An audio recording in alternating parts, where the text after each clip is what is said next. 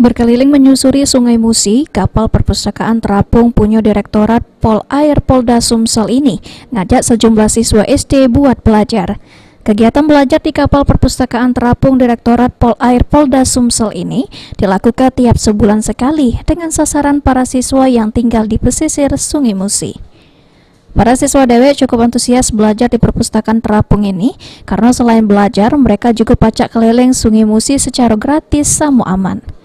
Buku-buku yang ada di perpustakaan terapung ini dewek berasal dari kerjasama dengan perpustakaan daerah, sehingga buku-bukunya standar dengan pembelajaran sekolah sehari-harinya. Kegiatannya 1 bulan sekali, ya itu menjaga ke anak-anak di pesisir pantai yang jauh dari jangkauan untuk di darat. Jadi di pesisir pantai kami singgahi untuk anak-anak SD, SMP, SMA. Jadi 1 bulan 1 kali kami sambangi. Jadi anak-anak sangat antusias karena sambil membaca sambil belajar. Gitu. Ini sudah berapa? Buku alhamdulillah ini pinjem pakai sama Dinas Perpustakaan Kota Palembang. Jadi per 3 bulan sekali kami tukar. Jadi silang maksudnya penukar. Para siswa dewek pengen nih supaya kegiatan belajar di kapal perpustakaan terapung pacak sering dilakukan.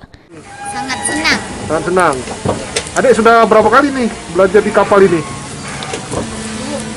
2. 2 kali. Gimana, Dek? Apa yang selanjutnya Adik inginkan dari Pak Polisi ini? Setiap bulan. Setiap bulan pengennya ada di sini. Buat siswa yang belajar di perpustakaan terapung ini bukan SD bae, tapi juga siswa SMP sama SMA. Dengan adanya perpustakaan terapung ini ngebantu para siswa belajar di tengah masa pandemi COVID-19. Firman Hidayat, Palti.